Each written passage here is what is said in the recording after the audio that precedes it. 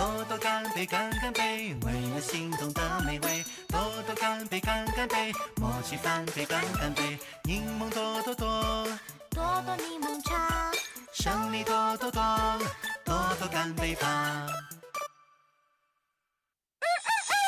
赛场就位，开启美味。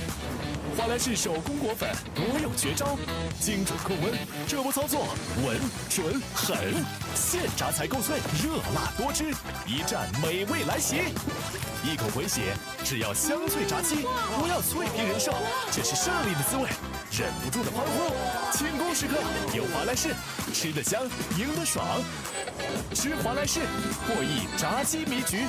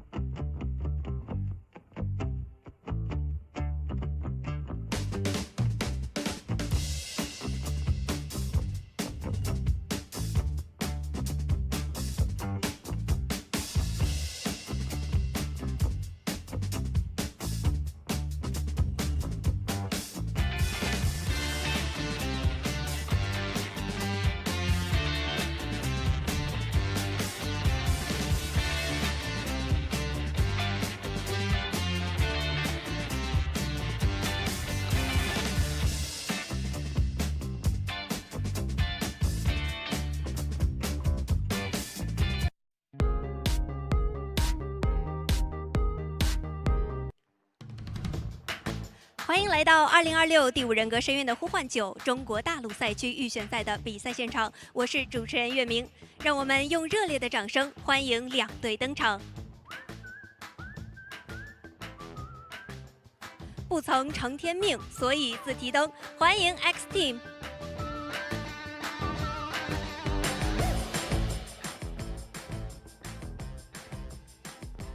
质疑声再大一点好吗？怎么有点不够我看啊！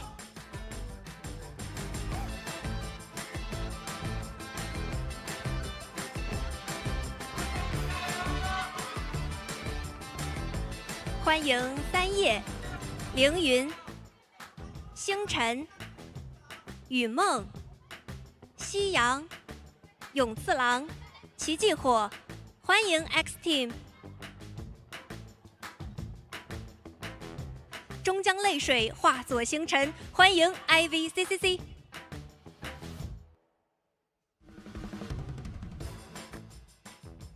我最无敌666。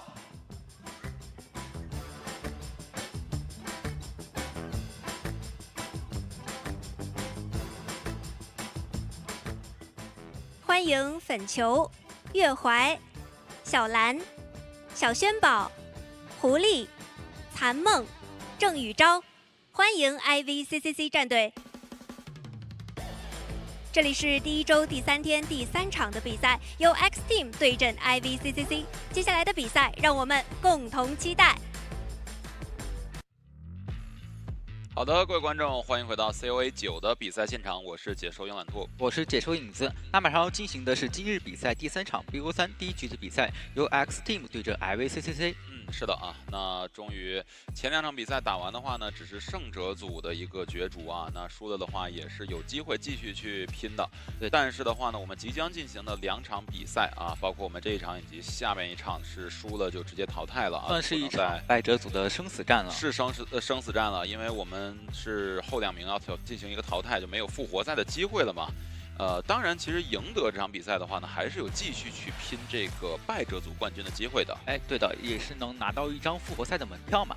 没错，就是看能不能直接拿门票，不行的话就起码不会说丢掉去复活赛的资格。对的，是的，所以对于2支队伍来说也是都非常的关键。那我们先来看一下第1局的地图选择情况吧。啊，我们上的地图还挺快的。客场队伍呢今天是 IVCCC， 那主场队伍的话呢是 X Team。在搬掉里奥的回忆和红教堂之后，来看一下 X Team 的第1张选图是什么。可以看到 X Team 的这首发监管者是雨梦，选一张台球手比较好发挥的地图。没错没错，其实2位监管者手里都是有这个台球手的。那除此之外的话呢，各自的绝活一个是速散，一个是破轮。对的那4大天王的话呢，也是有比较高的一个熟练度。2支队伍在过往的就前天吧，是各自输给了对手，就掉入到败者组嘛。是的，分别是输给了 WBG 以及 Zoo。那来到了今天的比赛的话，2支队伍肯定是想继续在进行我们深渊9的一个旅程，所以说这场比赛不容有失了。对的，肯定是在背后做了很多的功夫的。没错，可以看到2队的监管者，他们的熟练度都是可以肯定的，只是就是后期控场可以再优化一下。都是比较有名的民间高手吧，只能说。好，先来看一下双方的成员介绍啊。首先是 X Team 这边，三叶凌云、星辰、雨梦、夕阳、永次郎以及奇迹火。对的。这边是 FACC 的成员介绍：粉球、月怀、小兰、小轩宝、福地、残梦以及这边的郑宇昭。是的，没错，也是大家比较熟悉的路人的高手玩家，对吧？其实我们能观察到他们的排位赛的。对，而且的话，你在深渊的这种全民大舞台，其实就还是挺能够看到很多熟悉的面孔的。平常在排位的时候，对吧？在这种大神观战啊，或者怎么样等车的时候，可以看到他们的这个排位赛的一个表现。可以期待我们民间大神之间的角逐嘛？对，但是终归来说，你上这种线下的赛场啊，和你在家里或者说在这个其他地方打一些排位啊是不一样的，对吧？首先，这个线下的这种电竞的氛围，你能不能去第一时间去适应？其次的话，你作为队伍当中的监管者，面对的是这种高手之间的4黑，起码打排位还是个双黑对双黑，对吧？对，来看一下这边 X Team 的成员介绍：凌云局军营得分11536，排在联赛第3位；局军牵制时长150秒，这个牵制时长可以说是非常高啊，排在我们联赛第2位；局军救人次数2.5，排在联赛第2位。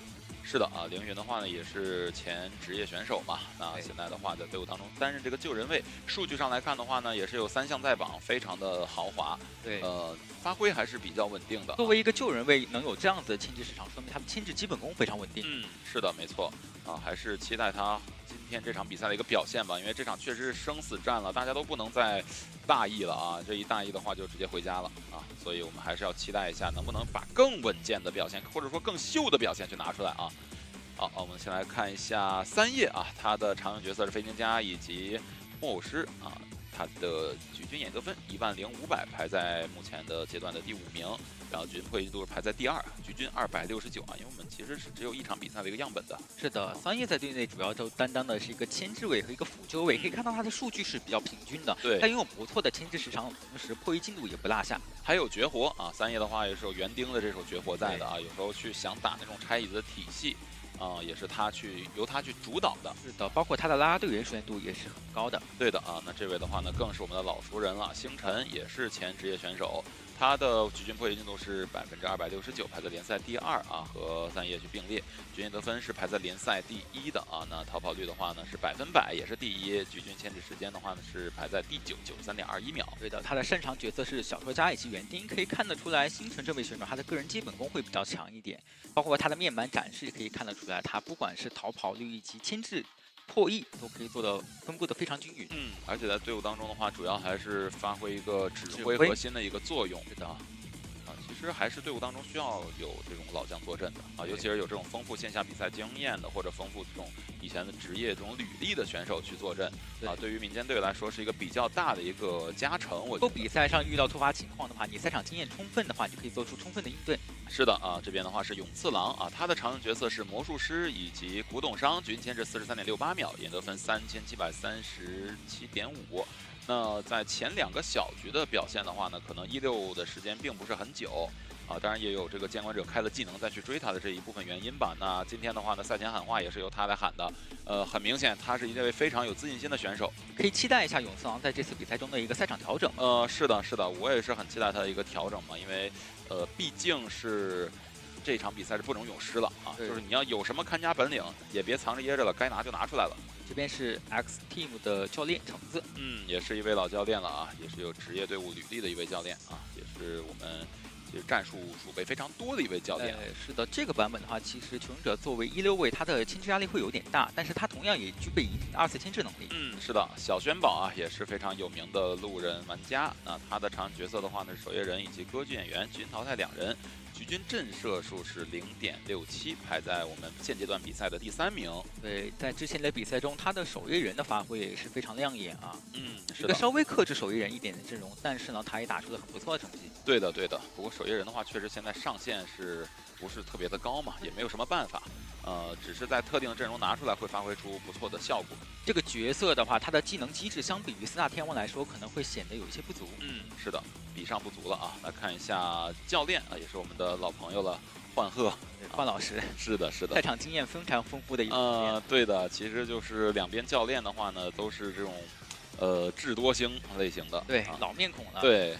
看看能不能在 BP 上也给我们带来一些新的惊喜，因为现在可用的角色是非常非常多的，尤其对于求生者这边来说啊，求生者和监工者他都有很多体系可以去选择。对，最近的比赛看下来，可以看到监工者在选举台球手这名监工者的时候，选取率非常高。是的，选取率非常高，然后赛场的表现呢，也基本上是有一个平局兜底的啊，就是平起啊。但是的话呢，因为现在台球手就是求生者这边，运营的还是比较不错的，基本上不会留一些3连击啊，或者说在碰密码机的时候呢，给一些机会啊，导致你去有一个多抓滚雪球的这个操作。但是也可以看到台球手这名监管啊，他在每一局比赛中，他都能打出一些真正面。对，反正我就是现在比较固化的一个追击思路啊，就是闪现好之前我先逛一逛，攒击球点，闪现好了之后闪开加主球收，对，是吧？收完之后我在收益的时候碰密码机什么的，反正能打一个3人开门战，基本上。这个角色他可能比较害怕对面的求生者去携带一手。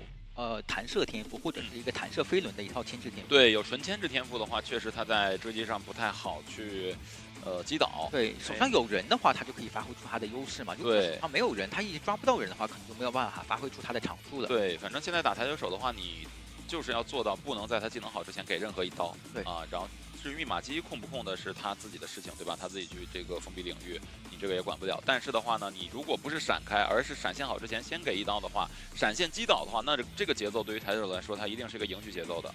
是的。那这边小轩宝身上的话，他的角色值可能更偏向于歌剧演员这样子的4大天王一些。是的啊，我觉得看看有没有什么储备的东西拿出来吧。因为从这个角色上来分析的话，4大天王上是永远是没有什么问题的啊。好，这边是 X Team 的一个应援啊，冲，确实现在的话呢，也是到了这种生死战了，有势的一个环节了。我觉得大家这个气氛渲染的还是非常的浓烈的啊。就看现在这个选手们在台上的表现如何了，因为确实 X Team 的话呢，来到我们赛场上，以1号种子的身份出现嘛，还是备受期待的，寄予厚望的啊。好，我们先来看一下第1局上半回合的 BP， 先搬掉了先知和教授，小轩宝这边。选择医生直接拿出来了，咒术师直接开始打连接啊，医咒体系直接连接。我们赛场上也可以看到之前拿了一手医生咒术加调香师的一套体系。没错，我们其实也是见过的。不过这套体系的威力还是非常非常猛的，对，尤其是打跛脚羊，基本上是上不了。跛脚羊基本上不了。这边选择搬掉了大副，但是一反常态是选择了一手佣兵，没有选择守墓人。对，没有选守墓，因为佣兵的话可以溜歌剧嘛，然后守墓人的话可能就是存在感拿得多一点。这边的话搬掉一手木偶师。还是我觉得奔着歌剧的这个选择去选，但是永眠这张地图啊，它毕竟是 X Team 这边去选的，它不是一张歌剧演员好去发挥的地图。而且的话呢，如果你想转而打控场，你会发现有医生啊；转而打追击的话，你会发现有医咒。是的，对吧？最后也补上了一手飞行家的飞行家嘛，对，万金油有一个稳定牵制位。是的，万金油牵制位。我看看要不要考虑喧嚣呢？现在喧嚣的话，也有时候会上来打第1局，但是现在频率还是不是那么高，因为经过一波的调整之后，它的双重惊喜的冷却时间可能会有点长，18秒的时间。是的，包括移速的一个下降啊，现在喧嚣的可能上限就锁死在了平。对，但是喧嚣对于这个阵容来说，就像你说的，确实会有一点小克制，有一些小克制的，因为毕竟是走地去溜嘛，对吧？你无论是医生还是咒术师，你固然有一些眩晕或者就自己回状态的手段，或者签契约的一些手段，但是你终归是走地去溜。我的喧嚣的话呢，只要黏住你，你是没有什么位移能拉开的手段的。没错，刚好它的焰火舞台也是可以封住你的技能，让你没有办法治疗自己的。对，医咒体系的话，最关键的其实还是医生啊。如果说能够有守追医生的机会，能够把这个体系破解了，那其实光有一个咒术师的话不足为惧。对，就看能不能把求生者这个体系给破掉。对，开始环节好把医生解决掉，那这样子的话就有一些争胜面了。是的啊，选一些比较暴力追击流的监管者，然后去找到医生，击倒医生，然后想办法去挂飞医生。这个是破解整套体系的一个关键。这套阵容如果要选割据的话，反而是被穷者这边摆了一刀。对，因为这个地图有点难受。说句实话，你要是个什么唐人街啥的，我选出来追一追医生，追一追咒术，我也就忍了。但是永眠阵的话，确实地图上不是很好让割据演员去发挥，尤其是灵姐啊。对，有一个轨道嘛，你在轨道上是没有办法进行引力横跳的。嗯，对的。看看小轩宝这边还是选择了歌剧演员，相信自己的一个角色熟练度。地图不合适，但是的话呢，暴力追击流还是暴力追击流，对吧？那我看看能不能找到医生，或者说退而求其次去找这个咒术师。因为医生的话，你永远就是追他，你就一直追。你要不追他，干脆就别打他。对，而且他也白打。在追击医生的时候，可能队友这边还会提供一些帮助，辅助下板呀，或者说是扛刀保你医生这边，然后把状态给炸上来。嗯，是的。不过这套阵容的话呢，因为它缺少了像远程辅助的这个先知的位置啊，或者说能够帮助转点的这种祭司啊，那这个医生他的一个单溜能力是比较低的啊，比较低的。只要这个歌剧演员点位好。对，还是需要求助一下，看能不能咒术师来帮助他进行。对，咒术师保一下。但是如果在这个一咒的契约没有形成之前的话，能够率先击倒，无论击倒哪一个，对于小轩宝来说都是一个好消息。还是要看击倒节奏快不快。如果击倒节奏快的话，那这把局势至少是一个保品争胜。嗯，没错没错。还是相信自己的熟练手吧。反正拿出来这套体系，你其他几大天王拿出来，要是熟练度不够，也是白拿，对吧？没办法。好，一生咒术师真的离的是一点都不。因为他们俩确实是一个体系啊，如果说是但凡分开一点的话，这个体系可能就不成联动了。对的，对的。那还是看看歌剧演员的选点是选在右下，还是选择在了中间的上方红蝶亭位置啊？选择红蝶亭，比较激进一点点，像是墓地的咒术师以及中场的飞行家。嗯，先追，感觉还是先追医可能生吧。要找咒术师的话，你确实前期闪现应该能击倒，但是后期医生要来了。对，对于咒术师的话，其实不是一个比较好的选择。对，进到墓地园了之后，他的牵制能力也可以得到一定的提升。对，人家牵制也厉害，再加上的话呢，你追咒术师后面医生救完人来扛刀，然后真空期去扎针的真空期，咒术师用喉撑一下，然后又扎好了又过来。感觉不用前契约已经成为一个循环了。没错，那最好的追击目标可能还是这边的医生，对，是飞行家。能找医生最好找医生，因为你不找医生，早晚也要找医生。对，来看一下两边的一个天赋携带，求生者这边是只有佣兵携带了化险为夷，其他3名求生者都是一个牵制天赋。嗯，是的。双弹飞轮的这个咒术师，然后纯弹射的医生以及纯弹射的飞行家。对的，小轩宝这边带了一手风窗加上挽留，上下一条线，然后点到了一个快签，有一些抗晕的天赋加上狂暴。是的，对，也是比较的，怎么说呢？纯追击还是。好的，本场对局由 X Team 的求生者对阵 IVCCC 的监管者解说影子慵懒兔带来 CV 实时赛况解说。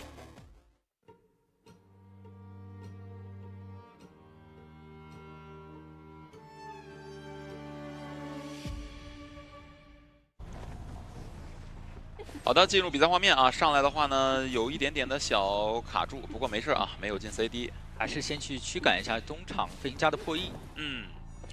到中场方向，然后再左拐的话呢，去找到飞行家在 S 板的方向，然后3叶的话2楼下，哎，这个回速的话反而说是丢失了追击目标啊，怎么追到一半突然想回去看一看呢？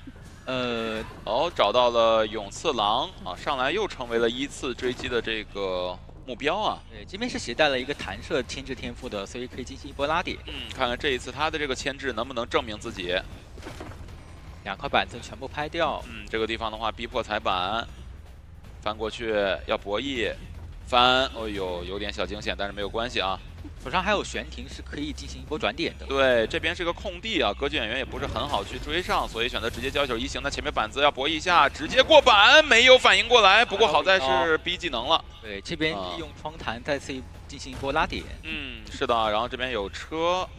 但是这个车会比较近啊，你可以选择上假上吧，感觉是一个。对，假上也快发动了。对，假装上车，因为上车的话是必倒的。然后小元宝这边心里也有数。回到刚才的 S 板这边还可以有一个板弹蹭，然后再往双11方向转，能进去吗？能进去，板子还在。永次郎这一波的牵制其实是已经溜的不错了啊。对，这边已经来到了一个1分30秒的时间。对，现在其实就是多溜一会儿就转一会儿，然后现在自己喷气背包的一个冷却又转好了，直接再走空地。这边还有机会能转进墓地窗的区域。是的，牵制没什么毛病，这边星辰过来帮忙。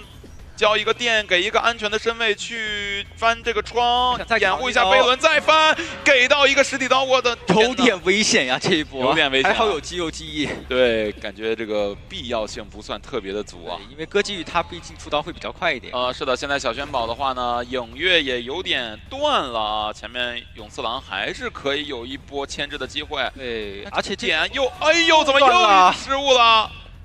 永眠阵仗进到前面板区还可以再博弈一下了，是能进板子搏一下，或者直接下的话逼一个踩板，然后再转窗。这时候窗弹还没好，但是出去的话车在这边等待好了。这个车甚至没坐上，差了一点点。好，那医生咒术师已经2个人一起来帮忙，签订契约过来保一下，3个人扛到这一刀。打到了医生，勇次郎还能活，要不干脆换出医生得了。要我说，现在换成医生的话，一咒体系就真的成型了。对，你不追的话，早晚也是过来。也是，对，已经成型了。其实，但这波卡位没有卡住，就看针对刀。对，这刀能不能打到？扛到了。星辰这一波又帮助勇次郎多牵制了一段时间。但是勇次郎这边呢，选择倒在 S 板了。是的，这个板子是没有办法翻过去了。对，他不和星辰走一个方向，因为星辰现在有事情要干的，他要去找一下医生了，去进行一波治疗。方便后期的一个陪跑嘛。没错。那依旧的话，肯定是由凌云来的。凌云说：“你们打的这么热闹是吧？我这密码机修的，我这手都有点疼了。”是的，密码机现在来看的话是肯定够的，因为破位加速都已经快出来了。是的，而且飞行家它是有个过往反照的，而且这还没有结束。最关键的是，我救下来以后，我还可以去进行一波陪跑，也还要面对咒术师的猿猴咒像给你的压力。是的，咒术师过来去救这波人，没有让佣兵来，让佣兵去选择修机了。但这边的话，想博一个震慑吗？还是博一个针对刀？能打到吗？针对刀打到了。那咒术师现在要被迫进行 OB。对，咒术师得保了，因为这波的话亏一个化险为夷的时间啊。过来选择快签，那这样的话是扛到这一刀。那手上还有猿猴咒像，是可以教自己的技能。断影了。再打到这一刀。对的。这边会不会再教一个猿猴咒像会好？确实，我觉得还是教一下好一些。现在有点追不上了，这个快签还是有用啊。签的快就代表你签完之后行动的就快，是的，对吧？我就起跑就快人一步。那现在的话得安排凌云过来救一波人了吧？密码机是肯定够的。凌云这一台是少的，然后他要是管凌云的话呢，咒术师要回去救吗？可以2个人一起救，然后这边的话，医生自己去破译阁楼下的这台密码，或者佣兵自己破译，医生也来了。对，医生和咒术师都来啊！谁修2楼下呀？现在是医生。医生破完红蝶体之后来补2楼下密码机，医生因为这边咒术师有猿猴咒像嘛，是肯定能保住飞行家的。没错，是的。但是咒术师的话也要注意一下自己啊，他是没有佛光返照的。断影还把自己的猿猴咒像省了下来。是的。现在手里只是有一个移形，而且现在密码机已经压好了，咒术师其实可以和飞行家分开跑了。对的。还能匀出来人手去贴门，这边给到一刀，密码机选择直接点亮，往独栋方向走。选择往中场方向走吗？还有一个走地窖的梦想，有一个走地窖梦想。中场3板是没有人用过的，在这个地方，残影留的位置有点歪，勇次郎可以直接翻了之后的话呢，回速回歪了。那这一侧的话，这个地窖得提前卡住身位去拦一下。门已经开了，3名队友的话是随时可以走的。选择踩，翻过来，板弹还没好。移形加点。对，假装，但不太敢贸然钻过去。对。就看下一波能不能把自己的板弹拖出来。是的，现在是勇次郎的一个个人秀时间，还有11秒的时间。翻过去再翻，哇，那没办法了。完成了一个3跑。是的，那第一波的话，永眠阵完成了一波3跑啊，这一波的配合 X Team 打的还是非常的妙的。对，也算是针对到这边小轩宝的角色池，然后选了一手非常针对歌姬羽的阵容。没错。地图上的话呢 ，X Team 这边毕竟有一个主场优势嘛，选择一张永眠阵，然后呢选一套阵容针对。不过这套阵容的话，按理说啊，不应该追飞行家。说句实话，不应该从源头去追这边的医生会好一点。对，我觉得还是得追医生，因为医生的话呢，他的牵制能力肯定是从角色上来说是不如飞行家。对，他得去找一些队友的帮助。如果说不找队友的帮助的话，手上有技能是可以快速击倒的。没错，没错。那追飞行家的话呢，你想他这几波的牵制思路，纯粹就是利用点与点之间连接是空地这个点，但是我有喷气背包可以过去，而你又没有1阶技能，你过不去。而且咒术师几波凭借自己的身位去把咒术师的隐喻卡断也非常精彩啊。是的，隐喻卡断也是非常秀的，所以这波从头秀到尾，整个 X Team 的一个配合啊。那 IVCCC 这边相对来说有点难受了，因为接下来的话呢，对手是有其他的4大天王可以选的，包括这张地图台球手也是比较强势的，他们的 BP 呢要不仅防到4大天王，还要注意台球手啊，不像就是我们反过来这种情况，第一局上半回合说的 X Team 这边的一个 BP 只需要去防歌剧演员就行了，无论是从 BP 还是从选图上，都是防到歌剧的，是的，来挺舒服的。这边的赛后数据，星辰破译了100%的密码级，牵制了100秒；凌云破译了206%的密码级，牵制34秒；永次郎牵制了210秒，可以说牵制拉满了。三叶是破译了212的密码级，牵制10秒。是的。小轩宝这边的话，命中12次，击倒5次，最终是留下了1名求生者。那这个开局显然对 IVCCC 来讲是非常不利的。其实你往后想，还真的有点惊险。当时那波永次郎在墓地想坐墓地的电车的时候，差了1秒钟，电车开走了。但凡说，如果说这个电车被永次郎坐到的话，那可能真的要16四五台了。虽然说咒术和医生没有修啊，但是的话呢，他们也是做出了自己的贡献。最后时刻咒术师的陪跑，包括从一开始的保进墓地之后自己的本身的一个飞轮顶窗翻窗，做的都是非常不错的，整体的配合就没有什么值得去挑剔的点。那这位往回去回想一下，这波翻窗给刀反而是赚的，因为这样子反而就能找医生进行一个1肉体系了，巴不得你给我一刀呢。对的，只要不是震慑，这就可以接受。对的，可能还是得找个机会去追医生。前期的话呢，说阵容里明明这些医生和咒术师他们的定位也并不是16的定位，他们就是要打团的一个定位，但是还是想找这个飞行家去碰一碰，对吧？其实他前期啊是有意去找对面求生者的，但是因为可能那个隐喻回速回的有点远了，只能被迫去追这边的飞行家了。对，感觉小轩宝的话呢，整体的打法就在第一局上面还是有点僵，就有点没活动开的感觉啊，没有热身的这种感觉。尤其是你像上来就玩歌剧演员这种特别依赖操作的这种连续性的监管者，他需要手感保持非常火热。对，我们已经看到很多次的这种卡脚啊什么这种情况发生，但是作为一个绝活歌剧来说的话，这是不太应该出现的嘛。这边两边换边，对于 IVCCC 的选手来说的话，他们要保下一个3跑才能稳住 BOE 的比分。没错。或者说先以平局为目标啊，5-3这个比分也是可以接受的嘛。来看一下这边 IVCCC 的选手成员介绍：郑宇昭，全营得分8613，局均牵制时长90秒，首次牵制时长84秒，局均破译进度104。这位选手的话呢，也是非常有名的一位路人玩家，榜前路人玩家了。是的，他的局均牵制时间呢是排在现阶段的一个第4名的，希望能够继续保持这个水平吧，因为你想想现在这个局面啊，3跑。你不仅得牵制起来，你也可能还要对队友提供一些帮助，还要牵制刀也得扛到才可以。对，尤其是他刚才的这个角色池也是有这个辅助位的嘛，所以还是期待他的一个表现吧。他算是辅助、牵制以及救人都会一些。现在求生者随便上一位选手上来都是比较全能的，很少有这种专精某些角色的选手了啊，就是你玩个其他角色也是 OK 的。对。这边是 IVCCC 的小蓝得分9881，局均牵制时长84秒，破译进度231。1次牵制时长暂时还没有，说明他在队内主要担当的是一个破译位。没错。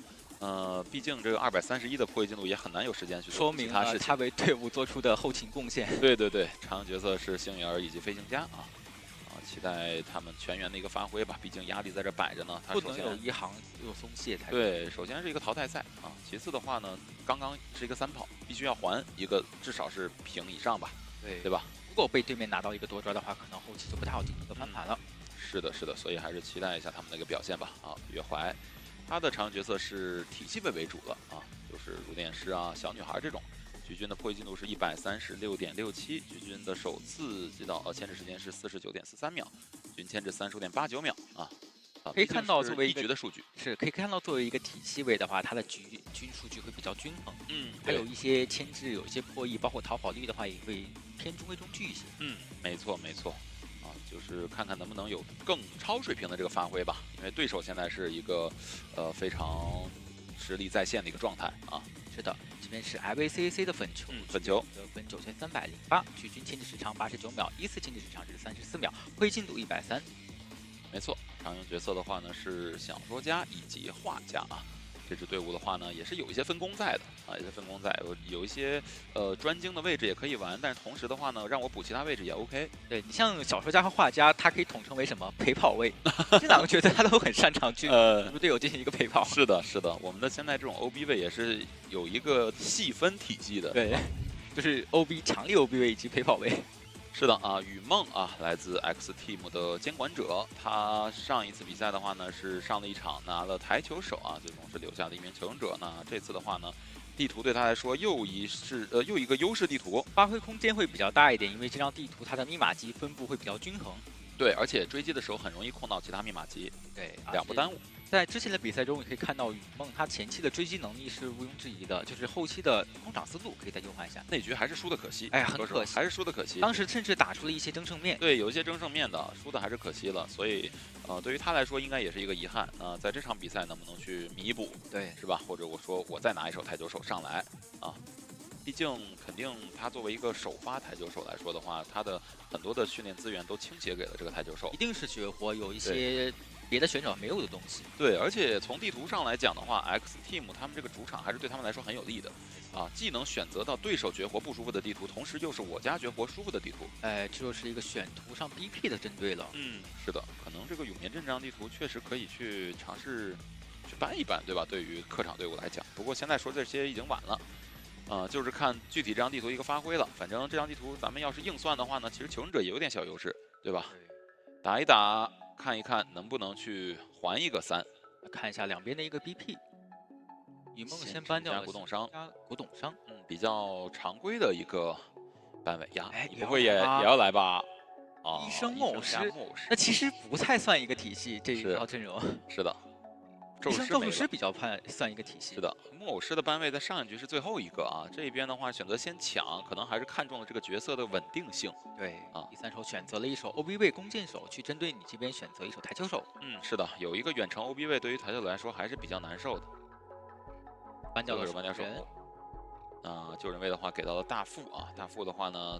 打台球手也是有一些救人上的优势的。这个阵容选择的话，还是比较偏稳健为主的。对，以稳健为主，而且可以看到他们的目标，首先是想把这个平局稳住吧，对吧？因为这个角色来讲的话呢，你的后期运营能力也有医生可以给你兜底啊。前期的话呢，有木偶师、有弓箭手这种基本上不会平地给到刀的角色，就是看这个医生。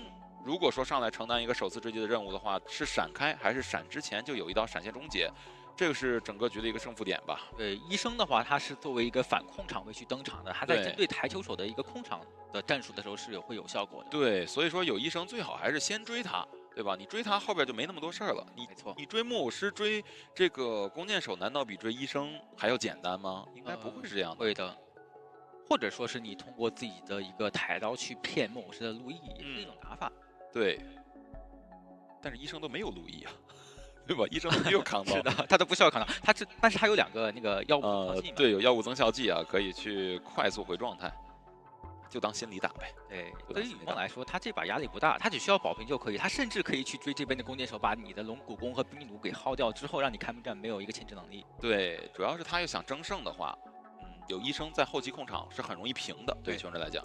你要是想保平的话，那么你追医生，对，你想保平，你追谁都一样。说白了，你因为医生你留到后面的话，你的控场，你就想我们见过很多局，他没有医生都控不住场的情况。那你有医生，那你就更控不住了。对，就原来没有医生，咱们需要2个人汇合去摸一下，对吧？那现在有医生了，如果你打的是医生，你不死追他的话，他不需要叫队友，2个人给你密码机压力，我1个人在外面摸好再回来给你密码机压力，根本就控不住的。看一下两边的一个区域选择。哎，这次没有选择一个4散开来的选点啊，反而是一个常规型的选点。医生的话在甲门，中场给救人位，然后2个牵制位的话摆在墓地的一侧啊，反正被追的话也可以往墓地方向去溜一溜。就看这边木偶师会不会再为团队携带一手化险为夷了。那应该还是携带的吧。现在木偶师因为他加强了之后，人家化险为夷可以化险为夷时间变身路易啊，可以变路易，那咱必须得打的团队点。刚好堵到了他比较想追的医生。哎，我觉得既然如此，这就是命啊，是吧？那逃不掉追击的。对，不如你就是直接追他就完事儿。虽然说前期击球点不太够用啊，但是的话呢，也是你说前期没有闪，医生也不一定能给平底刀哈，也不好追，离得近也不一定是好事。他可以先去中场驱赶一下大风马机的破译，等击球点攒的差不多了再回身。对，求门起见还是先等闪。啊，先控密码机，你可以不用击球点，你可以就是游一下，是吧？你本体去游一下就。这个角色灵魂就在于一个控场嘛。对，就是看他稳不稳健？哎，但是你看天赋携带是弓箭手携带了一手化险为夷，木偶师反而是一个纯弹射对了啊。，并且弓箭手和医生都是没有携带红光返照的。是的。那现在进入比赛画面，本场对局是由 LVCC 的囧者对阵 X Team 的监管者，由解说慵懒兔解说影子为您带来的 COV 实时赛况解说。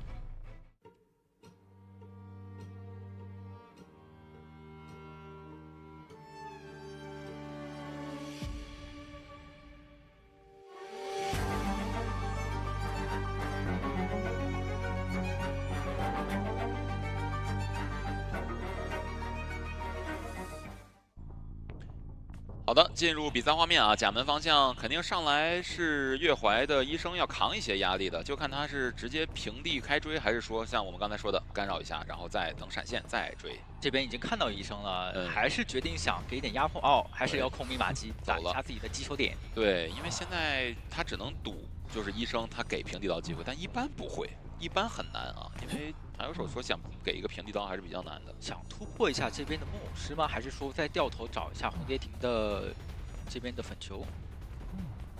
真的就不理医生了吗？还是说在积攒他的一个击球点的同时，再等一下他的闪现？但是他这波博弈还真让他博到了，为什么呢？因为这边的弓箭手他携带的天赋是化险为夷。哎，是的。好，哎，这密码机有封到吗？好像没有封到吧？但是这件撕裂也没有补到。确实，看一下吧。前面有个板序博弈的机会。一个壁弩好像平地有刀了哦，平地有刀了。哎，而且他还是个化险为夷，这事儿对于监管者来说还挺赚的。这边是有闪现有主球的，看能不能把这个闪现省一下。诶，这是故意下来的吗？推杆的位置有一些没有那么近。哦，封到了，密码机是封到了的，对的，没问题。那就是纯弓箭手博弈亏了。来一个一箭穿心，新箭。那这样子的话，有机会能吃出闪现。对，弓箭手这一局他是，主球直接收了闪现，省了下来。对，没吃出来，给到一刀带走了。哎呀，弓箭手这样的话，其实溜的还是有一些小问题的啊。对，而且这边倒地的位置也是比较好，方便这边抬手去控密码机的。对，密码机的话，就看墓地那一台是多的。目前来说，闪现在手的话，你想给弓箭手提供一个2、4牵制空间也不大。这波手椅，手椅的话呢，大副已经提前蹲好了，然后远端月怀的密码机呢又没有办法控，然后墓地密码机又已经点亮了，所以这波其实也没控啥密码机，是的，就正常手椅打一波逼救。他还是想先稳平，我觉得。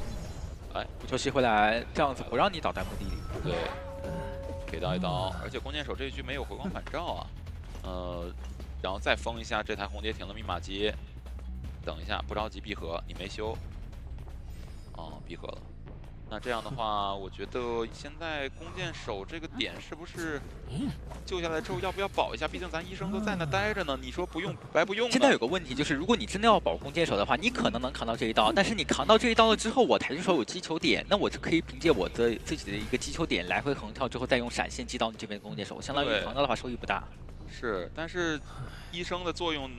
就是你如果说不扛到的话，就只能说是保平更容易了，一个治疗的作用了。对，就治疗保平更容易嘛。后期控场不好控。月怀这波过来就既然来都来了是吧？对，来都来了，可以尝试看能不能扛住刀。对呀。好，变路。淘汰进度比较极限。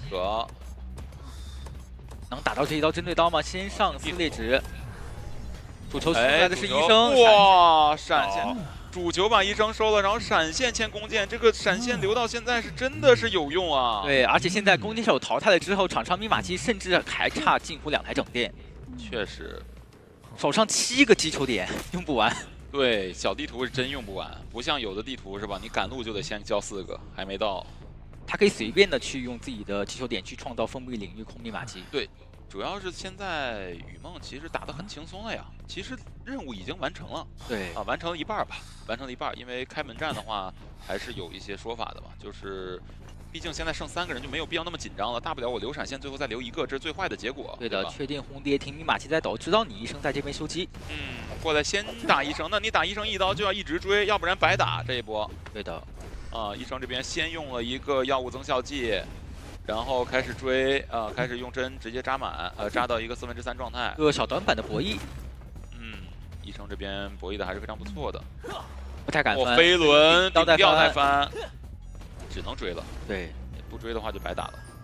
而且医生这一局没有回光返照。哦，打一刀，治疗进度是继承的啊。是的，手上还有最后一个药物增效剂，看能不能极限回上一波血。是的，这边再控一下大副的密码机，而且现在手里还能云3个击球点来去管医生。哎，他预判医生是直接转中场了，医生直接3板开扎了。那这一针的话是有概率能扎好的，有概率的，因为还有一个药物增效剂。主球，主球，但是已经先扎好了，再被吸走。对，最后一刻扎好了，吸走了。对，药物增效剂补了一下，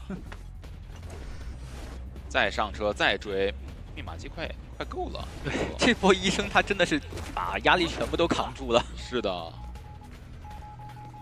要么说追医生也没有那么简单啊，没有红光返照就直接通电。过板打主球，击倒医生。这时候门也是刚刚点到啊，而且点的话是学校门，离得比较近。小安直接走了。好消息是大副这边的话手上还有2块海上怀表，所以是不太担心的。对，看一下这边门没有人，然后要想办法往墓地方向走一走吧。自己的闪现还差11秒。是的，想看一看啊，好像想稳一下了感觉。对他有一些害怕有求生者过来回声点这边的学校门。对。想稳一下了，因为毕竟3人开门战保个平局，说实话任务完成了，对，也没有必要再去争什么。刚才如果去墓地门的话，墓地门应该是开不掉的，但是还是以保稳为主嘛，就是先排学校门这边会不会还有求生者待着？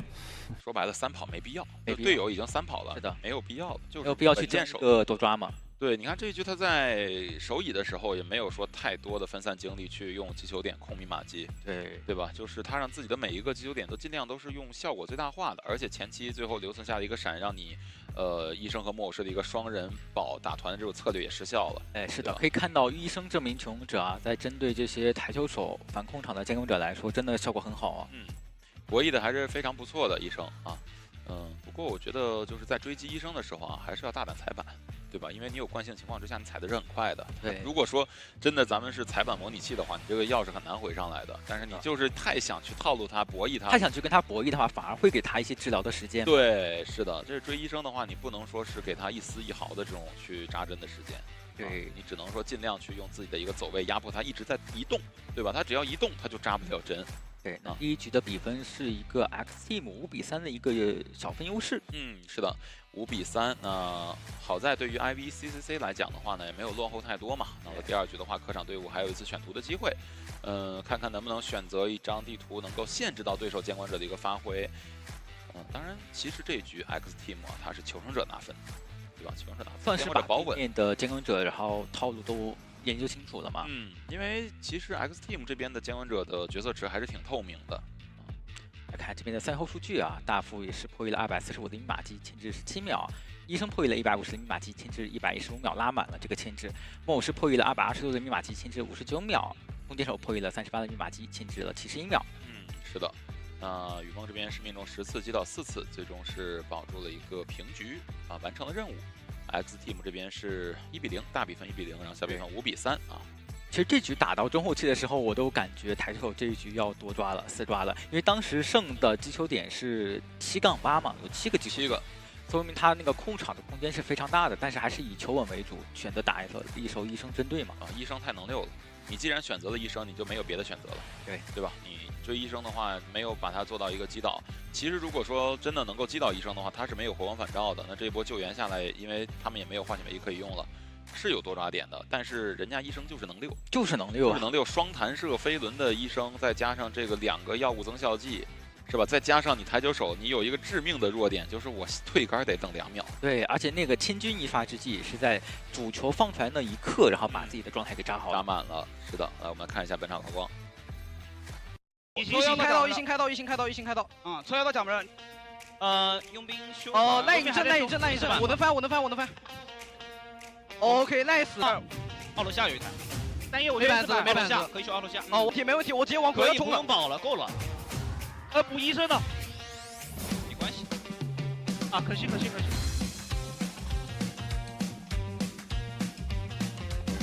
你扯，你边木偶扯。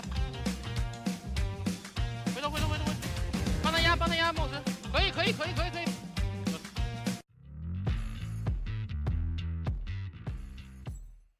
好的，各位观众，欢迎继续收看深渊9的。我是解说影子。那马上要进行的是由 X Team 对阵 IVCC 的 BO3第2局的比赛。是的，刚刚结束的时候呢，我们也看了一下高光时刻啊，确实感觉第2局的台球手呢，还是其实后期的问题没有什么太多的，甚至医生还有点小秀。对，前期的话呢，弓箭手他可能还是有点压力，没有溜起来。这边的话可以就是再去思考一下，对，是一个弹射轻质天赋的弓箭手嘛？是的，因为我觉得你作为一个弓箭手来说的话，你的首要目标还是要逼迫监管者进行一个闪开的。对，第一波的龙骨弓没有命中，可能会有点亏。对，是的，觉得还是有点小失误在吧？那没有关系，在第2回合自家选图的情况之下，看看能不能把这些失误去弥补回来。毕竟比分的话呢，也没有被对手拉开太多。IVCC 这边是3比5暂时落后，但是第2局的话呢有个选图权。对，就看这边的话能不能去限制一下对面监管者的一个角色池在这张地图的发挥，同时呢能把自己的角色池的发挥扩大一下，优势扩大一下。是的。可能限制到监管者的话呢，就是看看要不要选择军工厂这样的地图出来。对，没有必要说太极端的去拿医院啊这种地图。你要是说觉得就是 X Team 这边的监管者很强的话呢，你不能选那种大图，像湖景村院和这种，还是要以小图去搏啊。你可以拿一些红教堂，拿一些这个军工厂啊，就看，但是话又说回来了，人家 X Team 这个求生者好像也很强啊！你要真的选择一些监管者不好打的地图的话，其实自己的监管者也可能会有点不好打。对，就是重心到底是怎么选？到底是放在让自家监管者好打，然后自家求生者扛压的这种选择上，那就选一张监管者优势图，对吧？或者说放在自家求生者去争3跑。然后让自家监管者看能不能找机会保平，因为你就算再厉害，你也不至于说4跑我嘛。是的，昨天他的手艺人是打出过一波不错的成绩嘛，看能不能在选图的时候尽量把自己的地图倾向，然后靠近这样子的监管者一些。是的啊，看看吧，因为毕竟第1局我们可以看到，就是小轩宝这边啊打的还是有点难受的啊，在这张地图又是割据的一个劣势，然后又加上对方是一个医生加咒术，一直在去 OB 去打团。不过话说回来，医生咒术再加上一个佣兵的这一套体系也是比较贵的啊，比较贵的，但是赢了呀，对吧？会有贵的价值，对吧？这个就是你拿了这套阵容，你只要拿到了比分，你就先不用考虑这个价格如何。对的，就怕是说拿了一套比较贵的阵容，但是的话呢，你又没有拿到比分，那就是得不偿失了。对，所以我觉得还是不用考虑太多啊。我们来看看第2局的一个选图吧。IVCC 这边，军工厂没了，得，我的建议找了一个啊，那要不要接着打小图吧？还是红教堂了？还是小图？就是打小图的话，就是让对面监管者难打。对，就是对面监管者难打，然后自家争3。红教堂选出来，自家求生者一定要去争3的，监管者是要找机会保平的，不用说非要去争胜，但是要找机会保平。X Team 这边也是让自己的求生者先上，是的，作为一个扛压嘛，先上没问题啊，因为这时候的话呢，求生者先打这张地图，如果先3了，是吧？如果先3跑了，那给对面的监管者压力就非常大了。对，而且自家监管者压力会小很多。对呀，自家监管者压力就是我想了想，我保平，我直接2比0收割。我要是说被3跑，只要不被4。起码第3局还是 X Team 这边的一个优势。对的，选图权又回到了 X Team 这边嘛。是的，所以这个地图可能也是在我们的这个预料之中吧。选小地图去打，不要给自家的求生者太多压力，因为就作为劣势方来讲，想去战胜 X Team， 还是要求生者去发力的。如果你能连拿2个3跑的话，自家监管者保个平局，其实比分不就追回来了？对的，这张地图的话，可以发挥的监管者其实也还挺多的，但是没有说是在这张地图特别好、具有优势的监管者，像杂货商这样子的监管者，这张地图是可以打的，但是也可以打，非是完全优势。对，杂货商甚至有点小劣感觉。对，它只是比较容易去破开一些大教堂这样窗户的无敌点而已。对，无非就是你交个窗坛，我不用跟着翻窗，我开个门，我跟着你。对的。好，那无论如何的话呢，反正地图已经是尘埃落定了啊。我们来看看这一局的一个 BP 吧，因为对于 X Team 来讲，刚才就像你说的，有一些比较贵的角色已经用不了了。佣兵的话，在 BO2 的话就显得非常珍贵嘛，但是已经到全局了。不过毕竟有守墓人啊，有这个大副啊，大号大师啊之类的角色。对，很多角色可以去替代，因为现在我们的求生者他整体阵营的几个角色进行了一波调整之后的话呢，我们可用的角色是越来越多，太多了。就算所有的救人位全部都被搬掉了之后，我还有一手前锋，有一手突击小手。没错啊。可以看一下凌云的这个应援物啊，凌云还有 X Team 的一个一往无前。对的。确实，我觉得这支队伍的话呢，确实大家可能是比较寄予厚望的，备受期待嘛。对，希望他们可以打好。对，毕竟从排名上来说是比较高的嘛，排名上来说比较高的。而且他们的选手啊，其实也都是在有大名，包括像星辰呀，之前在联赛上也是出场过的。对啊，联赛选手有很多，联赛教练也有，对吧？然后还有比较知名的这种路人玩家啊，他们都是，实力上来说肯定是非常不错的，就看能发挥几成。像三叶的话，也是一位榜前的玩家嘛。三叶也参加过很多次的青训了，对吧？还是有实力的，就看看在赛场上的发挥具体如何。IBCC 这边的话呢，就是从上一局的表现来看，我觉得小玄宝打得有点紧，对吧？就没有放松下来那种感觉。歌剧人他非常吃手感，需要有一个熟练度，而且有一个不错的心态。对你心态要好一些。然后的话呢，求生者这边我觉得其实还是 OK， 就是弓箭手这边有点小失误，但是后面的话呢，其他人扛压是非常不错的。尤其是医生，完完全全是站了出来，天神下凡。没错啊，看完之后我就知道为什么不能追医生了。医生真的是这个版本的版本答案，他可以跟任何角色组成一个体系。是的，是的，只要有医生在，你前期、后期、中期，反正你一定要找一个时期去专门处理它，这是很多角色都不具备的。对啊，应该说医生他这个角色，他单人就成了一个体系。对啊，要不说医纣呢，是吧？医在前面，纣在后边啊。所以我觉得从这个角色功能性适配上来讲的话呢，好消息就是对于监管者来说，双方都没有医生可以玩了。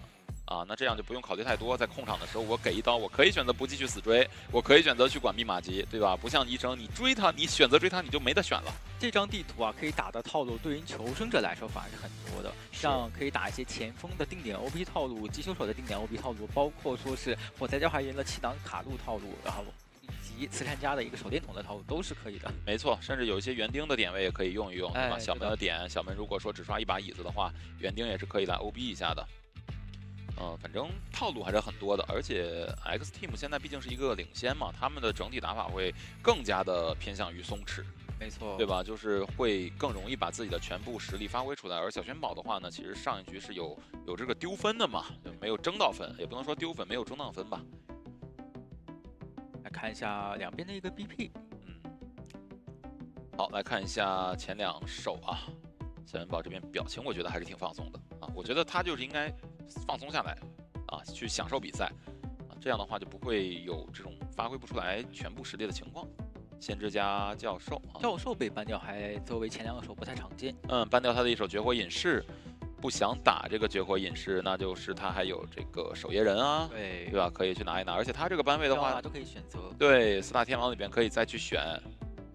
看一下 X Team 这边的前两手选择啊，园丁先来了啊，先给三叶选一下。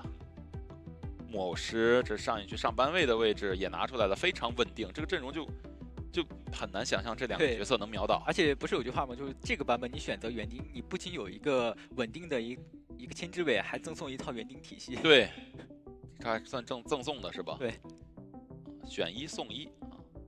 那古董商第3手按掉了，那这个 OB 位置上选择有弓箭手，要不要补？还是说咱先拿救人位？都可以，对吧？因为如果你假想敌是守夜的话，你需要一个 OB 位啊。有 OB 位的话，阵容才有一个上限。是。先拿救人位，以稳为主。这意思 OB 位就是都行，拿不拿的是吧？对。但我觉得弓箭拿出来没什么毛病啊。应该会被ban掉。看看会不会放吧。小玄宝最后一手应该是会ban了。对，其实我觉得大副守墓也差不多吧，没有必要先抢。你要是选了一手弓箭手的话，这个阵容它就真的是每一环节它都有它能胜任的角色了。除非还有别的 OB 可以拿。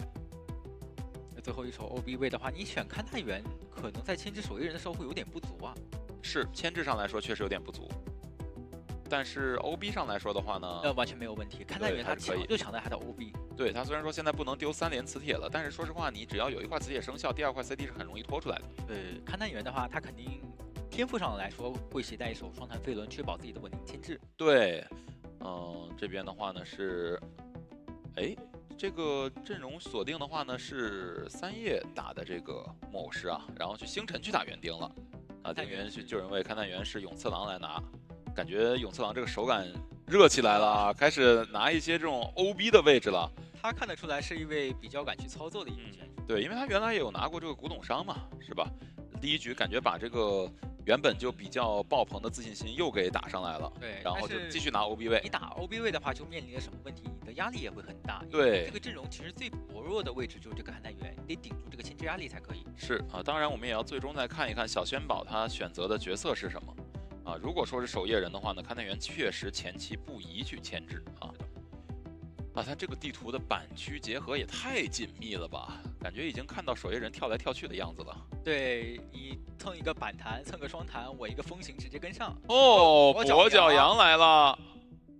但是这个阵容跛脚羊也是只是克到勘探员而已。勘探员换弓箭手，那不是美滋滋？那真是美滋滋了。对啊，但是你这样如果回头想，如果真的是勘探员换了弓箭手，这边小轩宝也不会打一手跛脚羊了。对，但是他拿守夜也能接受啊，对吧？我弓箭手比你勘探员差在哪了？对的，算是他们求生者在对救人位的优先级来说要高一些。他觉得大副更稳健，因为大副的话呢，是有一个半状态抢救的能力的。对啊，这张地图的话，作为跛脚羊，可能有些牢笼不太好进行一个释放，非常难放，可以说是非常非常难放，就相当于跟周一一样，非常吃角色的熟练度。对，其实就是，小轩宝他是逆地图在拿角色，对，这本身就会让他打得不舒服。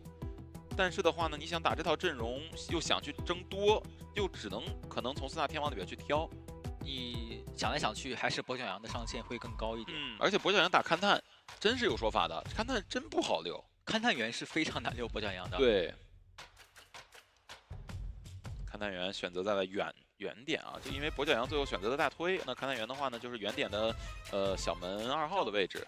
对，1板1窗的位置，所以这一局的话没事儿，人家跛脚羊本来也不是一开始就要追的呀，他是攒愿力的呀。这边求生者破译积攒愿力追自己想找的人的。我感觉应该又是准备首追永次郎了，有可能啊，千里迢迢跋山涉水去找你这边的勘探员，必须得找，对吧？因为这个角色跟上一局不一样，上一局的话飞行家他难追，都追了，对，这局勘探员他好追，那就没有不追的道理了。而且我见明面的时候起码70愿力。是吧？2个笼子没毛病。他可以选择的方案很多啊。如果说这边永次郎躲好了，那我这边园丁的盾也快掉了。对，该通过我自己的牢笼释放追园丁也是一手选择。是的，而且这边永次郎是纯弹射啊，还不是双弹飞轮。对，打跛脚羊的话会陷入一个劣势。是的，啊，这一局的话，我觉得小轩宝他的机会可能要来了啊。那本场对局 IVCCC 的监管者对阵 X Team 的求生者，解说影子慵懒兔带来 COA 实时赛况解说。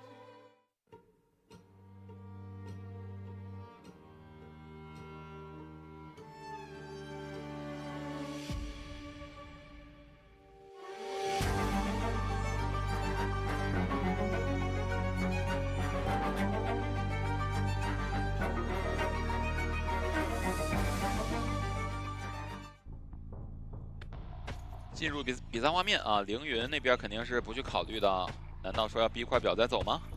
有一点这种想法，想逼块表再走。哦，这个表交的好果断呀，这样子是很赚的。对，对跛脚羊来说，就是我啥也没干呢，我抬手一块表被骗出来了。对，交表不杀，那这样子的话会去找一下小门的永次郎。永次郎这是在人皇期非常大胆，直接站出来抗压。我的天哪，早六就会。愿力更少一点是吧？对，你要是晚六的话，那一个牢笼接着一个牢笼，可能牵制压力会更大。是的，跟钻。哎，这边是在是博弈拆龙，然后看他出刀松手钻龙。对，但是还是拿到这一刀。是的，感觉上来说不是很好溜哦，讲道理。主要他是一个弹射的牵制天赋，没有位移能力。哎，没弹到笼子边缘，这个眩晕时间是不足以让勘探员拆掉笼子的。是的，倒了呀，这个地方。哎呦，笼子正好消失。小轩宝这边觉得勘探员携带了一手飞轮，让他等勘探员释放了飞轮之后再出刀，反而说完了，这怎么是个单人间啊？这个，那就再补上一个双人间，但是没有选择。是的，逼闪了。哇哦。那对于永丧来说，这波牵制任务就算是完成了呀！那完成的太好了，把愿力逼出来了，又把闪现吃出来了，又不干扰队友，然后1分半倒地，甚至手里还有道具。对，我的天哪，好亏啊！感觉小轩宝应该能提前20秒左右能击倒的。对，他是太担心对手是一个双弹飞轮了，他可能想到永次郎自信，但没有想到这么自信啊。是的，这边第一波是莫老师过来救援。哦，打到了，那这样救不了了。只能说是星辰这边配合木偶师进行一波救援。跟路易吗？这波救援开龙压力的，直接拿状态。开龙逼他去打。对。其实的话，木偶师的路易会消失的很快啊。其实可以再等一等再说。哎，这波有没有可能园丁会过来打一波拆野套路呢？因为永次郎这个牵制点位是到小门角落去的。已经在打了，看来这意思小门只有一把椅子。但是弹射天赋的话，你想去点上3点快摇，可能天赋点会有点不够，比较远。对。星辰现在看看是要修这把椅子，那就赶紧再回来。回来，你要修这把椅子，我就回来。回来，我一会儿旭盾要拆。旭盾，对。然后压椅子，我还不拆了，我压椅子。等你签了之后我再拆。对，你不拆它就越爬越远，不是你要不签就越爬越远。是的。那这波可以说是铁定能咬下来，因为永次郎现在的位置爬的双龙，双龙拆2个笼子，感觉有点机会。有没有机会能挂上？拆第2个笼子，咬下来了。这椅子拆不拆的吧？其实区别不大，除非说是你现在直接换抓园丁。你要是现在还不知道换抓园丁的话，那可能这个园丁体系，我说实话，我感觉现在已经是有点毁了，有点毁了。真的，就是不管他现在做什么。现在最毁的是什么？你要是真的换抓园丁，你看星辰手上有一个什么香水？对，而且你再看看这个密码机，这密码机你现在都不容得你去换抓了。杀最后又换一个满挂，对吧？而且全员回光返照，难啊，太难了。吸一下，这个地方愿力已经攒满了，但是没有什么机会放一个单向龙，可以吗？感觉小轩宝现在这边已经在为开门战做铺垫了，这铺垫有点早。不是，主要铺垫满了呀，原理铺垫满了，还能不会再涨了，对吧？这样的话，密码机已经来到了最后的差10%。这个笼子是想被拆了，对，还是可以去打一套体系的，还是挂不上，大概率是挂不上。我的天哪，太痛苦了！折磨。园丁起盾，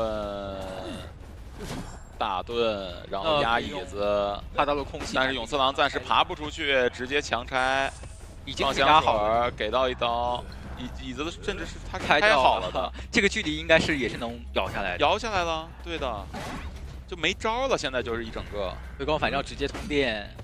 哇，这把椅子刷点不好，只能说对于姜瑞来说少一把。这双板这应该有算是其中一个因素。又单人间了吗？单人间了，赶紧补上一个笼子。哎呦，等一下，这一下击倒了，但是离椅子非常远，而且这边探员是有一个自愈的。挂完就来不及了吧？挂完就来不及，挂完来不及了。不仅挂完来不及，你还没有办法第一时间挂。是，这椅子痛苦，还得再抽一波。没事，这回能挂上，起码能吧？挂上，不至于，不至于，就算摇下来也没事。不过，好，那这样的话 ，X Team 在第2局上半回合又完成了一个3跑啊。这把今天可以看得出来 ，X Team 的使用者是真的发力了。没错。哇，而且想了想，这勘探员还是个半挂。他甚至还是一个弹射的牵制天赋。对，他是一个弹射，然后6了1分半逼了闪，不是6了1分半，就是1分半的时候击倒的。对，然后逼了闪现，园丁呢单拆一个椅子，然后在这个好像其他事儿也没干啥，反正摸了个香，因为他摸出来的是什么？摸出来的是香水，它有容错率，他这边是不害怕跛脚羊换追园丁的。对，香水和这个工具箱来回互换，这个眼花缭乱的，打得跟杂货商似的，是吧？这真是没招了，我就看着都挺绝望的。说他是幸运儿，其实是幸运儿是吧？也行，反正。这样打下来的话，这个3炮还挺致命的，非常。因为现在就是对于 IBCC 的求生者来讲，你是 B3炮了，不3跑都没有下一把了。反而是对于 X Team 的将军者来说，他们只需要完成保平就可以拿下本场比赛的胜利了。主要是我觉得小轩宝他打得很难受，我能共情他那种难受，就是我擅长的角色我没有擅长的地图，对方有克制的阵容，对他得先去克制一下这边的园丁，就先不能让园丁拆也拆得这么舒服。没什么招啊，主要是我觉得，你说咋办嘛？看起来反正就上帝视角我都已经看得皱眉了。我觉得就是如果能变一把椅子在那安一下，我觉得还行。对，来看一下这边的赛后数据，园丁破译了82%的密码机，牵制了63秒；梦偶师破译了188%的密码机，904牵制了25秒；大副破译了218的密码机，牵制12秒；勇次郎是破译了15%的密码机，牵制了122秒。是的。那小寻宝这边命中13次，击倒4次，最终是完成了一个留一个。我在想，他要是攒愿力的话，放一个双龙挂到木屋外那个椅子行不行？那个椅子就是放双龙去赶路去挂，就看星辰这边有没有提前拆掉。因为星辰刚才你看他第一波拆椅子的时候，先拆最近的，然后他本体他得声东击西，对，就是我走位和我真正要挂的椅子是2个方向。对。但是挂最远的话，你也只有1次放的机会，这就是这个问题嘛。这个版本选出来一手园丁，就赠送一手园丁体系。对对对，确实让他们给玩明白了这个体系，而且跛脚羊确实也挺没招的，因为他的击倒是建立在有愿力的情况之下，就我哪怕说我要追园丁，我把他击倒，我得费愿力，可能要费80多、90多的愿力。那其实你回看的话，可以看到勇次郎开局这个站出来牵制可能早有准备啊，就站出来牵制的。然后这边就算被击倒了，我利用化险为夷时间倒到小门的这个最角落，就可以打体系了。对，但是还是那个椅子他没刷，要是刷了的话，真是另一番光。对，要是刷了的话，刷了没有办法绝对能挂上的。对的。哎呀，这个就没有办法，天时地利人和。都在人家这边，是都没占，那就确实没办法。再加上自己这边的跛脚羊熟练度确实也是不是特别的高，再加上地图也确实不是特别适合跛脚羊。没错。现在就是看看他的队友能不能给他再争取一个第3局的机会了，好歹上场打绝活，是吧？这边 X Team 也是有一个成员轮换。对的，有一个成员轮换。监管者这边是换上了夕阳，对，女方下场。这边的话呢，求生者 IPCC 求生者也是有轮换的啊。郑宇昭这边下场休息啊，换上了残梦，是的，大家都上场来打一打嘛，都试一试，对吧？试一试，毕竟现在也是一个比较大的劣势了，这时候是需要大家去争3跑的时候，争一个3跑的。对，而且你看换上一个 OB 位，擅长角色是击球手，喜爱角色是牛仔，牛仔都是非常强力的 OB 位，也是他首次参加 COA。没错没错。努力吧，因为现在这个局面确实不容乐观了。努力吧，这个孔教堂这张地图，归根结底还是肯定是给这个求生者去选的嘛。是的，这张地图的话，它的擅长角色还真的非常有发挥空间，不管是击球手还是牛仔，都非常适合打一套体系。好，现在换上夕阳。夕阳的话呢，在上一次比赛是打了一手艾维，但是留了1名求生者。那他的绝活的话，他有时候破轮这张地图应该是不太能拿出来。还有一手喧嚣，喧嚣对也可以去打。包括4大天王的熟练度也是 OK 的啊，只不过可能上一场的艾维打的有点紧张是吧？刚才就是，14人和本体之间的这个配合不算很紧密，但是其实最后也差一点点能够保住这个平局。最后的话，我们是这个逃亡极限躲了一个短暗侯，是对吧？算是两边博弈都有一定博弈空间嘛，对，看博弈谁能获胜。是，就是可能需要再去把这个自己的这个比较紧的这种情绪克服一下，然后把自己的正常实力发挥出来，稳住心态，然后专注操作。对，专注操作就好了。而且现在跟上一场比赛的情况也不一样，现在是优势，只需要保平就可以拿下，只需要保平可以拿下，甚至说只需要不被4即可以把优势带到第3局。对，而且现在自家求生者手感这么火热，如果说真的打到第3局，也不害怕，其实他们现在 X Team 求生者打得太好了，今天。所以他就更没什么压力了。对，同样的话，他也得去防一下对面打这种体系。有时候巨前的话，该带的话还是得带一下。还真是。快签的话，能带的话也带一下。哎呀，但是我感觉上一场啊，有巨前也有点够呛啊。好，我们先来看一下选手的一个赛前采访啊，是残梦谈论自己首次参加深渊的心情以及对团队的评价。压力是会有的吧。但主要是更多是激动嘛，毕竟是这么大的一个舞台。我觉得是准备的比较充足的吧。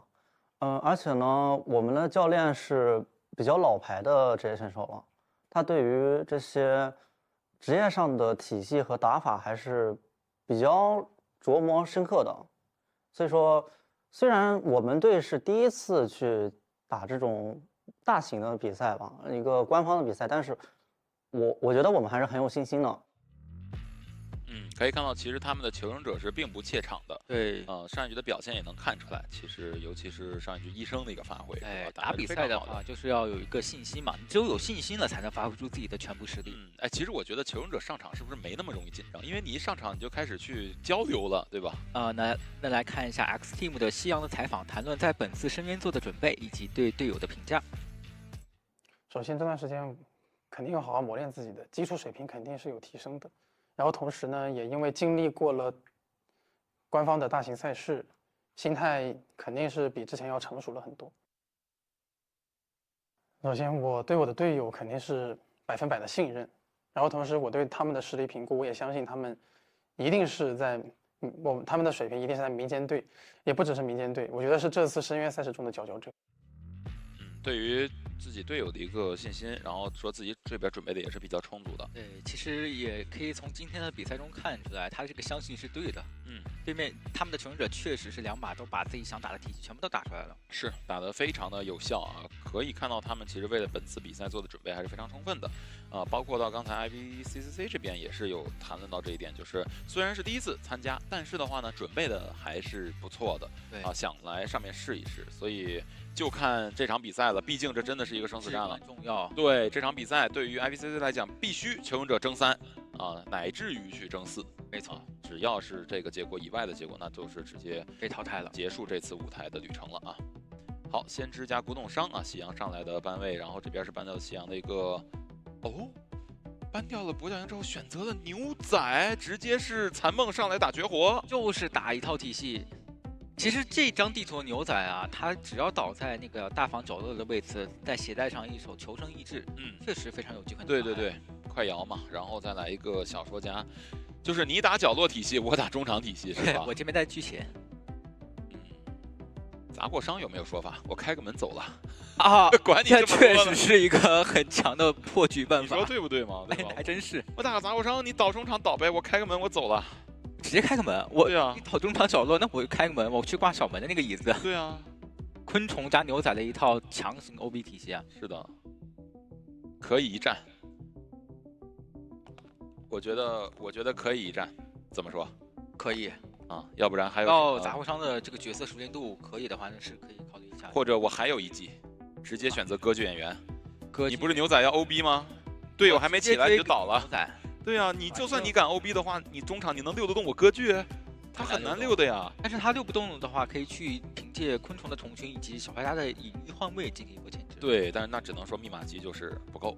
没错，对吧？因为你帮人的话，自己就没有办法去修密码机。对，是的，所以还是牛仔啊，现在他这个角色他的定位是很尴尬的，对吧？你就会发现他要 OB 有破译，是吧？要破译有牵制，要牵制又有点 OB，对的，就是什么都可以，但是没有办法打得那么稳定嘛。对，是吧？我觉得牛仔尤其是作为 OB 位来讲的话，对于熟练度的要求过高。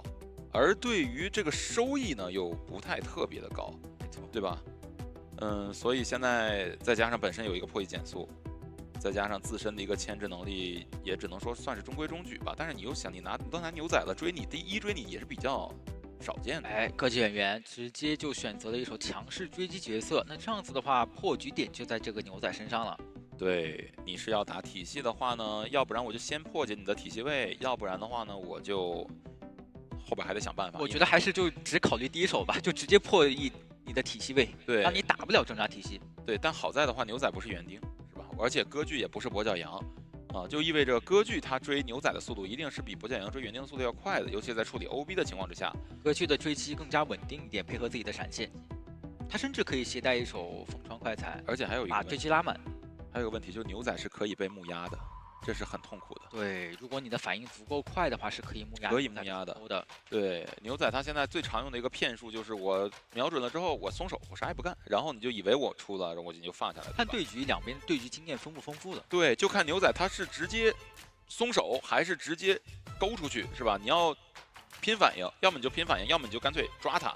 而且牛仔在红毯哦，这个点不是那么好牵制，很自信，只能说对也可能让监管者觉得红毯是首目，他也有可能再打一手反星。对，因为歌剧演员有可能会选在小门的那个位置。对，成功了，小门这个反星里成功了，成功了，非常成功。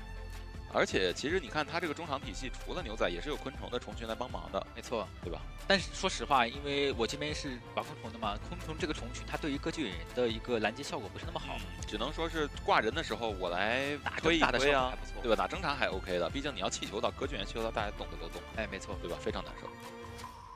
好，那既然点位也选择了，现在就看看这一局的双方的表现吧。求生者是要去争取这个3跑的，在歌剧演员的手底下，3跑是非常难的，因为我认为歌剧是一个下线保平的监管者，很难被夺。是的，这边天赋携带牛仔，他甚至特别抗压，还带的是化险为夷加飞轮呢。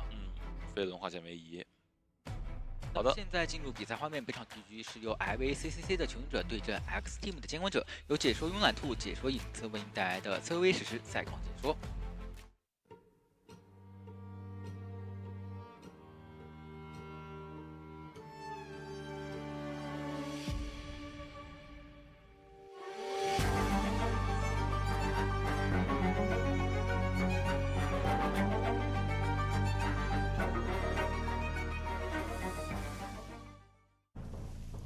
好的，进入比赛画面啊。那牛仔的选点是赌对了，那压力的话呢，在小说家身上。是的，就看夕阳这边要不要直接头铁选择追击小说家。好像换了，要破体系还是追牛仔？我觉得思路是对的，思路肯定对破你的牛仔体系，思路是一点毛病没有的。牛仔这边直接一个短暗钩拉开身距，勾到板区，也可以看到昆虫的虫群是已经在操控了。想来帮忙。牛仔的话单体牵制能力有，但是他这种拉距离的就是角色，他其实歌剧也不怕的。哎，是的，你只要留一个隐喻，然后加注点位的话，就很难牵制了。对，莫说你是牛仔，你是佣兵又怎么样，对吧？我该追还是要追。拿到了第一刀很快，但是隐蔽这边是断了一下。没错，但是断影月拿刀也是挺赚的，而且就意味着现在很难牵制出闪现了。没错，虫群来辅助一下哦，哎，断影了，非常好，哇，可以哦。对，昆虫能打出这样的辅助效果的话，非常厉害了，很棒很棒，真的很棒了。牛仔再次勾一下人皇的密码机，这边是一个昆虫想帮忙扛一刀吗？对，飞轮顶刀。哎，这一刀居然没有打到，那很赚啊！昆虫这一波，前面的话看能不能闪现击倒。飞轮预判了，残梦还能牵制，是的。反去哎呦，差一点。是的，其实你就歌剧演员就这个特点，当你觉得你成功了，他的下一波马上就来。你需要面临一波博弈接着一波博弈，对，这连续博弈上2、3次都能成功之后才能牵制起来。他强迫你博弈，对他真的是在强迫你博弈，就还没开始庆祝呢，下一波已经到脸上了。没错，就不像其他监管者是吧？这要刚才守夜人在那空闪了，那真是可以庆祝了。对，直接外侧压迫昆虫学者的破译，然后再隐喻回溯。回溯过来，这一波救援的是小说家。那现在的话，场上好在是一个3个化险为夷啊，化险为夷数量还是够用的。小说家这波想换位砸吗？没有，还在尝试去卡一下投开进度。这波有个换位盖板的机会。换位砸盖板。是的，但是你看大家都在他陪跑，密码机谁来修？对，这个也是个问题。虫群堵一下路。虫群在收，但是没事，先把人保活再说吧，想那么多，对吧？跟着翻，那这样昆虫已经去修了。这个板子还在，但是踩完这个板区之后的话，下一波转点就没有那么舒服了。对，因为现在要往墓地走了嘛，往墓地走，然后交钩赶到墓地的板区，前面提前板还有2次牵制，墓地的板是要必踩的，只能踩，只能跟踩，没有什么办法。这波2次牵制也算是很成功了，很成功了，主要保进墓地了嘛。过来，哎呦，难受，被击倒。对，这一波的话是没有等到夕阳先冲刺再去翻。哎，是的，墓地这台密码机，觉得还是决定挂在了这台捕鼠器的问题。对，但捕鼠器的话好像能抢亮，有机会，因为这个好像抢亮了，抢亮了。对的，对的。这一局的话，有些机会密码机够。但是呢，牛仔没有携带火光返照，但是没事，有化险为夷，后板刀博弈到了。但是这个因为只有2个人在修啊，是的，密码机数量也不得让小说家1补2，昆虫学者再去破译一台密码机。是的，牛仔这边能不能再努力一下？还想堵住，堵住！昆虫这把真是尽力了，完美辅助啊！昆虫说。你就当是为了我努力一下，是的，牛仔在尝试利用自己的身位去卡一下隐喻。哎，飞轮交换位置，能卡住吗？直接闪现击倒，我的天哪，真是燃尽了，但是没有办法呀。对，最后那台58的密码机实在是抽不开人手去破译，实在是没人去破，因为刚才是2个人补3台机，而且昆虫这一局说实话，我觉得他真燃尽了。他做的虫群能把歌剧演员弄成这样，干扰成这个样子，真的是很对，只能说是没有办法，因为牛仔的话呢，牵制歌剧确实也是一个弱势博弈。没错。小说家击倒，那密码机的话呢，已经在补了吗？没有，在新起了。起了一台。哦，小蓝这那边在新起。是一台3连密码机。没办法，其实就感觉有点顾不得这么多了。大家的首要目标都是要保证牛仔活，因为前期贡献出了太多资源嘛，空中学者现在也是没有道具了。这边下铲。引力回溯过来，昆虫现在是真是燃尽了，从道具栏也可以看出来啊。哎，有点小卡脚，能无伤吗？不能无伤，就看这波2次心智吧。管密码机去了。但守门人这边还是有一波满，有一个满铲，对。主要是对于求生者来说，就想想怎么样3人3跑。对吧？因为你开门战，西洋这边得再补充一个道具才可以。空中学者现在作为一个白板牵制位，肯定是显得能力不足的。对，而西洋这边是有闪的，最关键是怎么样在没有化险为夷的情况之下，对方有闪的情况之下，开门战能够打成一个3人3跑。是的，他现在已经切了传送了，就他现在是不止于说要拿一个3人3跑，然后是要保下一个多抓的。对。哦，对，底牌已经切成传送了，那就直接带走空中学者。那我觉得，如果真能打到开门战啊，好像很难打到开门战。现在因为3连密码机，没办法，有可能要4抓。对，如果能够打到开门战的话，起码手里传送比闪现好一点，对于求生者。哎，没错。但是难啊，现在感觉甚至是一个4抓了。2名求生者都在脸上，但是换位还是不，哎呦，还是没有办法避免被击倒的。对，进步了一下。回去再来管一下小蓝的守墓人，能救到吗？这个距离，大家也是打得挺节约道具的，好像救不太到。直接扯。哦，可以救下来。守墓人，但是没有自愈了。昆虫这边因为手里也没有什么道具，只能靠博弈翻回去。可以，昆虫还在秀，有一个蜜蜡的加速。再来这一波应该翻不了了。没有办法了，小说家那边也交了自愈，然后还在抢密码机，但这时候的话可以先挂昆虫，守墓人只能等待回光返照才能起来了，因为他是没有自愈的。75%的进度，一时半会还没有办法通电。是80，牵起来了，那直接挂得了。而且看到你号密码机是在抖的，是确定你小画家的位置。对，我挂上之后，我再去找你的小画家，没什么办法，也是能击倒。过来到4号机，但是小说家已经走了，往红毯方向。但是脚印漏了。这边是一个化险为夷的小画家，是没有什么牵制天赋的。是，就看这波博弈了啊！博弈选择直接盖板的话，没办法。矩阵射击倒，完成了一个4抓。完成一个4抓呢，这样的话也是要恭喜 X Team 啊，挺进到败者组的下一阶段。对的，第2轮。是的，那只能说 IVCCC 的话呢，要遗憾暂别我们的深渊舞台了。是的，非常可惜。但是呢，也是可以看到 IVCCC 今天的求生者也是打出了他们的风采啊。没错，挺尽力的。说实话，真的挺尽力的。这一局的话，如果给他们的目标是保平，我觉得他们是可以做到的。真是昆虫学者高光时刻，真的，这昆虫学者打得太好了。但是没有办法，毕竟歌剧演员嘛，他的容错还是非常高的。没错，西洋也是非常敢打嘛。直接切换成了一个传送去打控场，剩了一个3连密码机的存在，它控场空间也很大。是的啊，可能我还是有点没有梦想，我想着要不就留个闪现开门战，我留一个得了。完全正确，只要我在开门战弄闪现，完全再留一个就可以了。但是西洋还有梦想。西洋想了想，我这局好像是能赢的呀，我闪什么闪呀？我控3连，我赢了呀。那没办法，确实我们可以看到，其实2支队伍的话，可能确实是实力上存在一些差距。对。那后面继续加油吧。对于 X Team 来讲的话，晋级到下一轮要考虑面对下一轮的对手了。但是对于 IVCCC 来讲的话，要暂别是的，而且来到了广州，来都来了，是吧？可能剩下的时间可以放松的，大家一起去玩一下什么的。对，休息休息啊。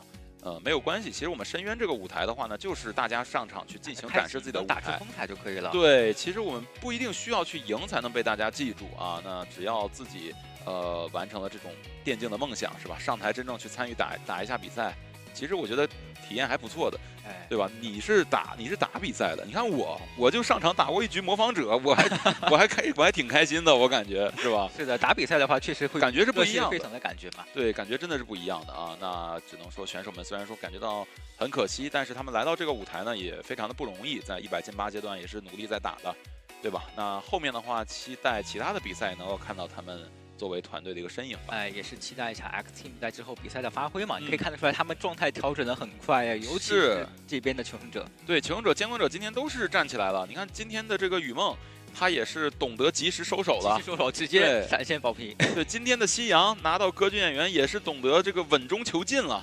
对的，拿到一个4抓。是，那这时候的话，我们看一下赛后数据，这小局的最佳演绎也给到夕阳。那大局的最佳演绎的话呢，可能也是会可以给到夕阳，毕竟要是算局均数据，他是淘汰4人分嘛，对，为团队拿下了一个5分嘛。但是也不能否认求生者的一个带来的功劳，他2局3跑奠定了整个比赛的基调，对，算是说是把这个优势交到了监管者方，然后才让监管者有这样的发挥空间嘛。是，还是那个问题，求生者他不好分呐，是吧？上一局的话可以给到这个星辰，怎么说？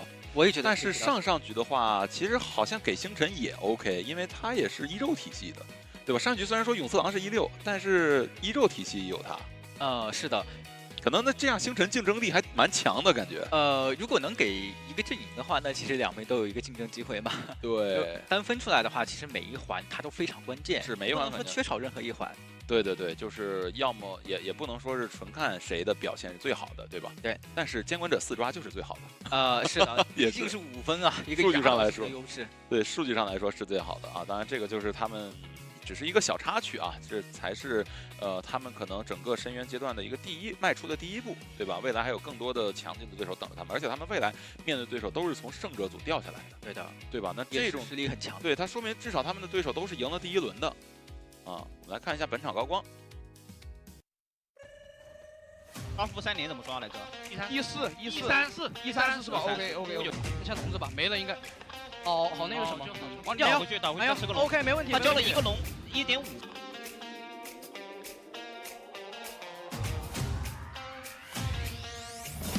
这刀可以不高开，我觉得。哎，挡住了！他交了。打好！